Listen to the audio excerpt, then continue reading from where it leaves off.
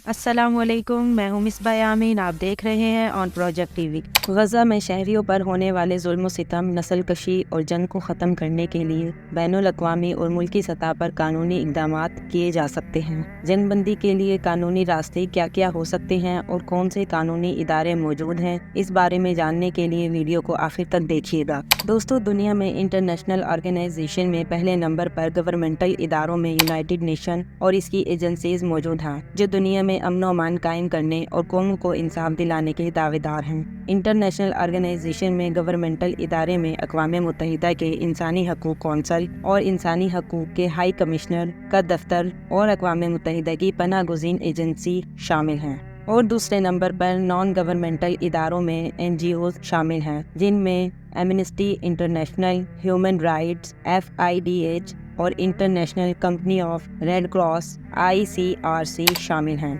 मगर ये तमाम इदारे मिलकर भी गज़ा के लोगों को इंसाफ दिलवाने में नाकाम रहे हैं।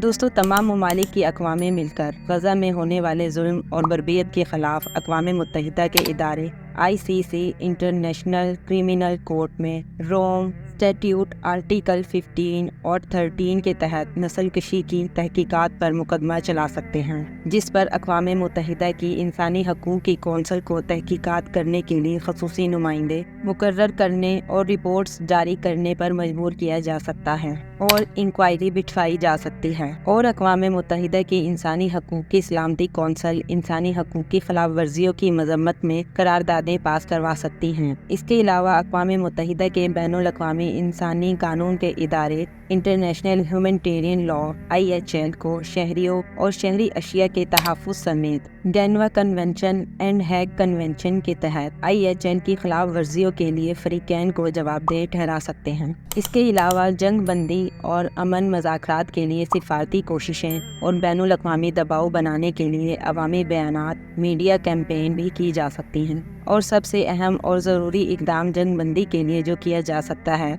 वो इंसानी हकूक़ की खिलाफ वर्जियों के लिए ज़िम्मेदार अफराद या इदारों के साथ सफ़री और तिजारती पाबंदियाँ, सिफारती ताल्लुकात ख़त्म करना और असासे मुंजमद करने के ज़रिए रोका जा सकता है। मगर इन सब के लिए तमाम ममालिक का हंगामी बुनियादों पर हुकूमती और कानूनी लेवल पर मुत्तहिद होना ज़रूरी है।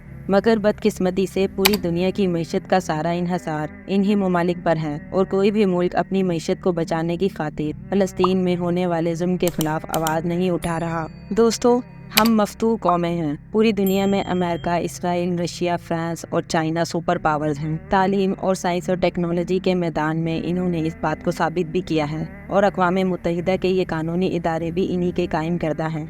अमेरिका और इसराइल ने ही तिजारती मफाद की खातिर और अपनी मईशत को मज़ीद मुस्तहकम करने की खातिर इस जुल्म सितम का सहारा लिया है और इस बात को दुनिया के सामने साबित कर दिया है कि अपने मफादात की खातिर इनके कायम करदा इदारों में इंसानी हकूक़ के लिए कोई इंसाफ मौजूद नहीं है। इनके इन इदारों में सिर्फ वही इंसाफ मिलता है जो इनकी दुनियावी मनफियत के मुताबिक हो। अगर ये नाइंसाफ़ी ना रुकी तो पूरी दुनिया एक बड़ी जंग की तरफ जा रही है, क्योंकि अगर अक़वाम मुत्तहिदा का इदारा इंसाफ करने में नाकाम हुआ तो दूसरी कौमें मुत्तहिद होकर अपना इंसाफ पर मबनी इदारा कायम करेंगी। हो सकता है मुस्तकबिल करीब में यूरोपियन यूनियन की तरह एशियन यूनियन की ज़रूरत हो, वरना इस जुल्म और बर्बरियत से निजात के लिए उम्मत मुस्लिमा को मुत्तहिद होने की ज़रूरत है। दुआ यही है कि अल्लाह फ़लस्तीन पर होने वाले जुल्म सितम को ख़त्म करे, आमीन। क्योंकि फ़लस्तीन से सिर्फ दुनियावी मनफियत नहीं जुड़ी, ये उम्मत मुस्लिमा के ईमान का हिस्सा भी है। उम्मीद है आपको हमारी आज की वीडियो से बहुत कुछ जानने का मौका मिला होगा। इस तरह की मज़ीद वीडियोज़ के लिए हमारे चैनल को सब्सक्राइब करना मत भूलिएगा। Thanks for watching on project TV.